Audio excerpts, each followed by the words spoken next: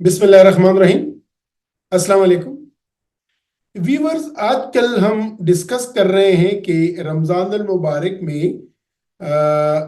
मरीज़ों को क्या करना चाहिए। इस सिलसिले में हमने जिगर की बीमारियों का जिक्र किया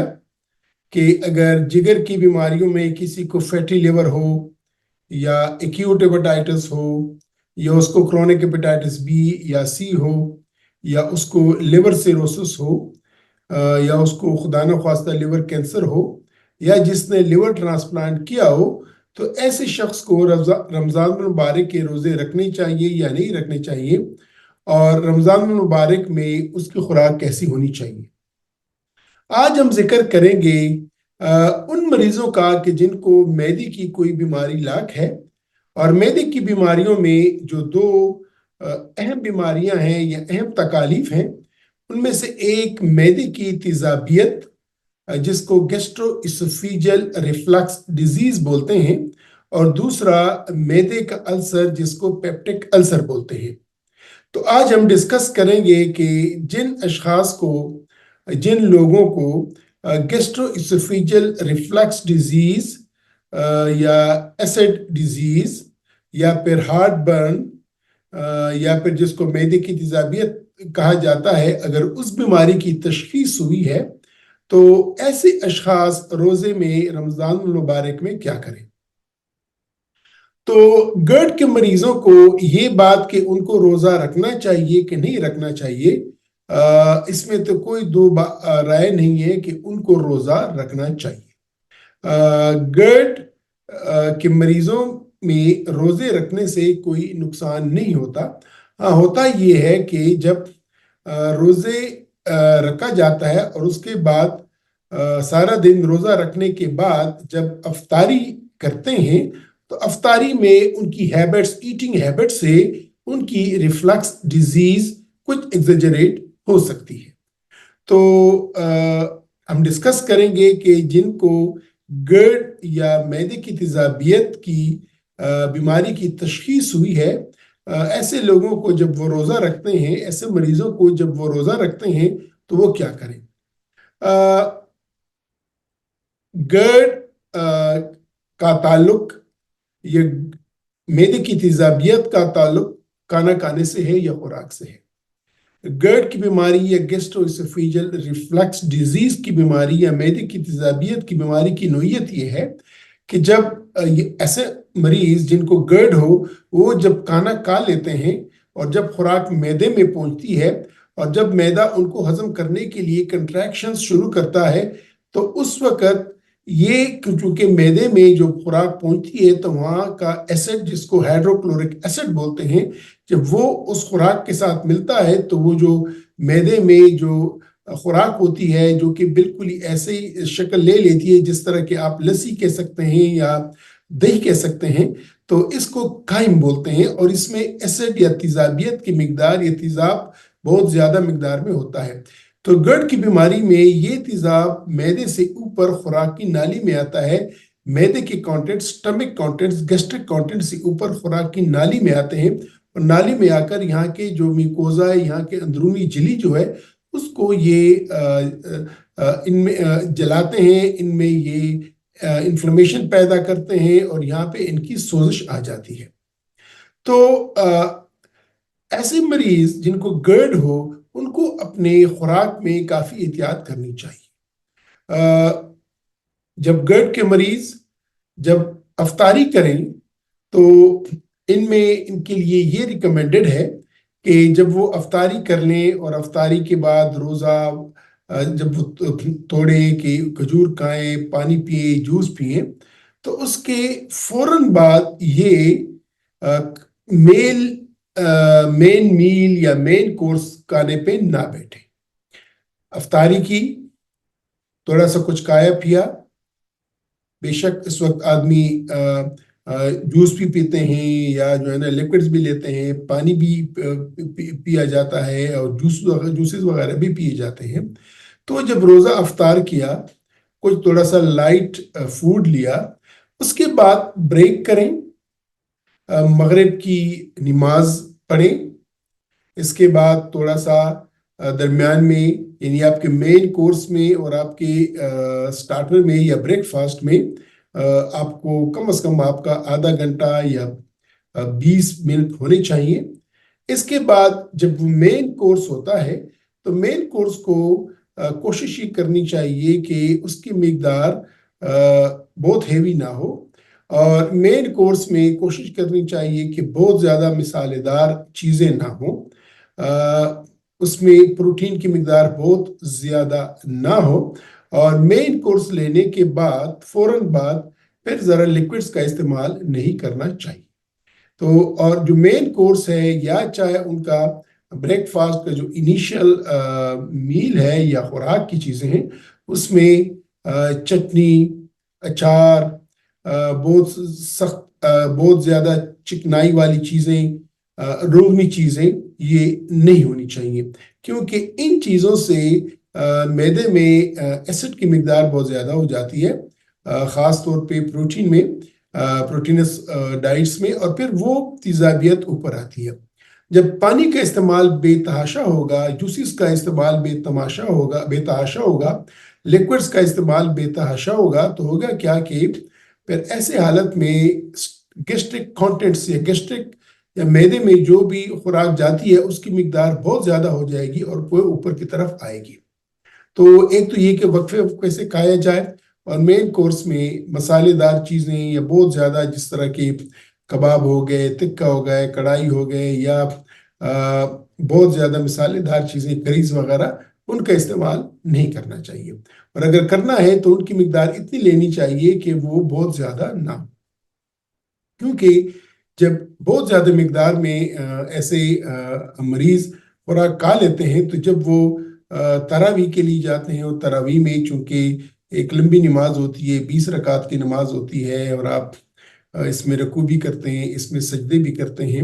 ہر رکعت میں جب 2 سجدے تو 40 سجدے بھی آپ نے کرنے ہوتے ہیں۔ اس وقت عموماً گرڈ کے مریض جب وہ سجدے کی حالت میں جاتے ہیں تو گیسٹرک کانٹینٹس اوپر خوراک کی نالی میں آ جاتے ہیں، اور پھر ایسے میں معدے کی جلن یا سینے کی جلن کا باعث بنتے ہیں۔ اور عموماً ہم نے دیکھا ہوتا ہے کہ جب تراویح میں لوگ کھڑے ہوتے ہیں، اسپیشلی جو ہمارے بھائی اور ہمارے بزرگ، ہمارے بیٹے، اور جن کو گرڈ کی بیماری ہو، جن نے بہت زیادہ کھایا ہوتا ہے، تو پھر ڈکاریں آتی ہیں، آوازیں نکالتے ہیں، اور بہت ہی ایک اچھی سچویشن نہیں ہوتی ہے۔ تو یہ کرنا چاہیے کہ ایسے مریضوں کو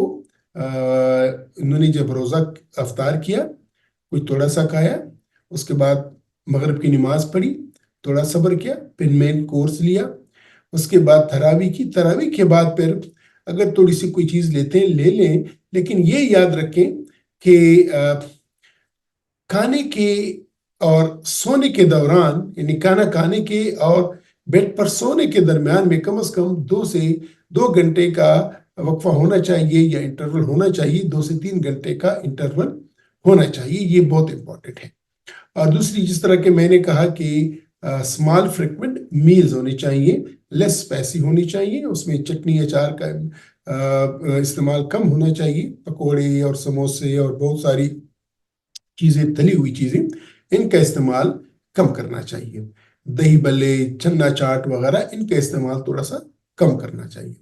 اس کے بعد جب سحری میں ہو تو سحری میں بھی یہی کوشش کرنی چاہیے کہ جو چیزیں ہیں وہ زیادہ مرغن نہ ہو، بہت زیادہ ان میں ایسی چیزیں نہ ہو کہ جو بہت ٹائم تک ہضم نہیں ہوتی، جس پہ معدے کافی ٹائم تک کام کرتا ہے۔ ایسے میں جو آئلی چیزیں ہوتی ہیں، روغنی چیزیں ہوتی ہیں، یا ہائی پروٹین کانٹینٹس ہوتا ہے، وہ خوراک کی چیزیں بہت جلدی ہضم نہیں ہوتی ہیں، اور جس پہ معدہ کافی محنت کرتا ہے، اور جتنا زیادہ اس پہ محنت کرتا ہے، کنٹریکشنز، ریلیکسیشنز کرتا ہے، اتنا ایسڈ اوپر کی طرف آتا ہے۔ تو دوسری بات یہ ہے کہ گرڈ کے مریضوں کو لازمی بات ہے کہ ان کو جو میڈیسنز ان کے ڈاکٹر نے لکھی ہیں، ان میڈیسنز کا استعمال ریگولر کریں، کیونکہ جتنا بھی آدمی احتیاط کرے، لازماً کبھی نہ کبھی یا کچھ نہ کچھ تو بد پریزی ہو جاتی ہے۔ تو ایسے میں جو میڈیسن لکھی ہیں، جس میں عموماً پروٹون پمپ انہیبیٹر کہتے ہیں، کچھ اور میڈیسن ہوتی ہیں، تو ان میڈیسنز کی سحری میں اور افطاری میں ان کا استعمال لازمی کرنا چاہیے۔ تو ویورز یہ تو کچھ ہدایات ہیں ان مریضوں کے لیے جو کہ معدے کی تیزابیت یا گرڈ گیسٹروسوفیجل ریفلکس ڈیزیز سے متاثر ہوتے ہیں۔ اب بات کرتے ہیں ان مریضوں کو کہ جن کو پیپٹک السر یا معدے یا چھوٹی آنت کا السر ڈائگنوز ہوا ہے۔ پیپٹک السر میں ہوتا کیا ہے کہ معدے میں یا خوراکی نالی میں تو کم ہوتا ہے، لیکن معدے میں یا پھر چھوٹی آنت میں وہاں پہ ایک زخم ہوتا ہے، السر ہوتا ہے، جو کہ عموماً پین کرتا ہے، بدہضمی کرتا ہے، آدمی خوراک کھا لے پھر اس کو مسئلہ ہو جاتا ہے۔ تو اگر کسی شخص کا گیسٹرک السر ہے یا اس کے معدے میں السر ہے تو عموماً یہ ایسے مریض جب وہ افطاری میں کھانا کھاتے ہیں تو اس کے فوراً بعد ان کو پین شروع ہو جاتا ہے یا ان کو وہ مسئلہ شروع ہو جاتا ہے۔ اور جو ڈیوڈینل السر کے مریض ہوتے ہیں یہ مریض جب سحری کرتے ہیں، سحری کے بعد تو ٹھیک ہوتے ہیں، لیکن جیسے دن گزرتا ہے 10 11 12 بجے جب ان کا معدہ مکمل طور پہ خالی ہو جاتا ہے اور خوراک نیچے انٹسٹائن میں چلی جاتی ہے تو اس وقت ان کو پین ہو سکتی ہے۔ تو گیسٹرک السر یا معدے کے السر کے مریضوں کو درد اس وقت ہوتی ہے کہ جس وقت وہ کھانا کھاتے ہیں، اور ڈیوڈینل السر یا چھوٹی آنت کے السر کے مریضوں کو پین یا درد اس وقت ہوتا ہے کہ جب وہ کھانا کھانے کے بعد جب فاسٹنگ جب روزہ تقریباً آدھے دن کا گزر جاتا ہے۔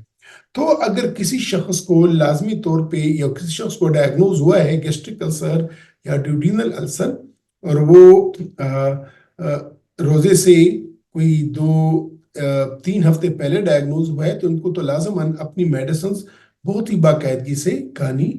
چاہیے۔ لیکن اگر کسی کو چند مہینے پہلے یہ ڈائگنوز ہوا تھا تو بہتر ہے کہ وہ اپنے ڈاکٹر سے مشورہ کرے اور تاکہ اس کو وہ اسیس کرے، دیکھے کہ آیا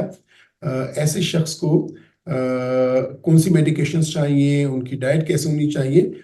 بائی اینڈ لارج عمومی طور پہ معدے کے السر کو بھی ہم یہی کہتے ہیں کہ آپ اسمال میلز لیں ایٹ ون ٹائم۔ آپ بھی جس طرح کہ میں نے گیسٹروسوفیجل ریفلکس ڈیزیز کے مریضوں سے کہا کہ ان کے لیے سجیسٹ کیا کہ آپ افطاری لیں، اس کے بعد نماز پڑھیں، وقفہ دیں، پھر مین کورس لیں، پھر جب تراویح کے بعد تھوڑا سا کچھ کھا سکتے ہیں، لیکن آپ لائٹ چیز لیں، آپ کو بہت مرغن چیزیں نہیں ہونی چاہیے، مسالے دار چیزیں نہیں ہونی چاہیے، آپ کو بہت زیادہ گھی کی چیزیں نہیں ہونی چاہیے اور مقدار کم رکھنی چاہیے۔ بالکل ایسے ہی گیسٹرک السر اور ڈیوڈینل السر یا پیپٹک السر کے مریضوں کو بھی ہم کہتے ہیں۔ ایک اور بات کہ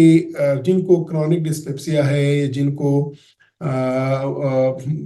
بڑے عرصے تک معدے کی بیماری ہے، تو روزے سے رمضان کے روزے رکھنے سے پہلے ایک تو یہ کہ ان کو لازماً اگر ان کا پہلے ایچ پائلوری ٹیسٹ نہیں ہوا ہے تو وہ ایچ پائلوری ٹیسٹ ان کو کرنا چاہیے، اور اگر ایچ پائلوری ٹیسٹ پازیٹیو ہے تو ان کے جو ٹریٹمنٹ ہوتی ہے وہ لینی چاہیے، کیونکہ ایچ پائلوری پازیٹیو ہونے کی صورت میں اور اگر یہ اس طرح کی ڈائٹس کی چینجز وغیرہ ہوتی ہیں یا لمبے ٹائم تک خالی پیٹ رہنا پڑتا ہے تو چانس ہو سکتا ہے کہ تھوڑے سے معدے کی جو تکالیف ہیں وہ زیادہ ہو جائے۔ تو ویورز، آج ہم نے ڈسکس کیا کہ گیسٹروسوفیجل ریفلکس ڈیزیز اور پیپٹک السر ڈیزیز کے مریضوں کو رمضان میں کیا کرنا چاہیے، ان کی خوراک کیسے ہونی چاہیے، خوراک کی نوعیت کیسے ہونی چاہیے، اور ان کو عمومی طور پہ کیا احتیاط کرنے چاہیے۔ امید ہے کہ آپ میری اس سیشن سے آپ لوگوں کو اندازہ ہو چکا ہوگا، آپ کو گائیڈنس ملی ہوگی کہ آپ روزے میں اگر آپ کو معدے یا خوراک کی نالی کی تیزابیت کا مسئلہ ہے، معدے کے السر یا چھوٹی آنت کے السر کا مسئلہ ہے، تو آپ کو کیا کرنا چاہیے۔ یہاں پہ میں اینڈ کروں گا۔ انشاءاللہ کل کے ویڈیو میں آپ لوگوں کے ساتھ یہ ڈسکس کروں گا کہ اگر آپ کو بلڈ پریشر کی بیماری ہے تو پھر آپ کو روزے میں کیا کرنا چاہیے، آپ کی خوراک کیسے ہونی چاہیے، اور آپ کو باقی جنرل پرنسپلز کون سے اپنانے چاہیے۔ تب تک میں آپ سے اجازت چاہتا ہوں، اپنا خیال رکھیے گا۔ خدا حافظ۔